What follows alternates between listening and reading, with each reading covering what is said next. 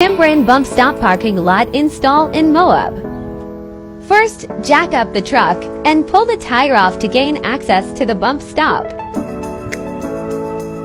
Next, use a large wrench to remove factory bump stop. Install the Timbren. Now onto the rear. Remove the factory bump stop.